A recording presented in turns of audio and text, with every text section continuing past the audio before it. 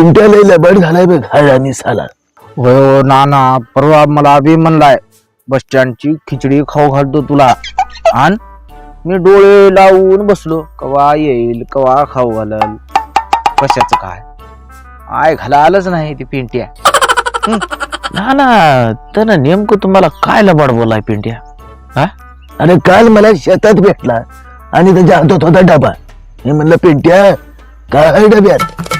तर भाडकाऊ म्हणला मला ठेसन भाकर आहे. हा बाई काय म्हणला तुम्ही पिंट्याला? म्हटले आण अंडा बाण. पण त्याच्यामध्ये काय होतं माहित आहे? काय होत काय होत? मासे आणि भाकर.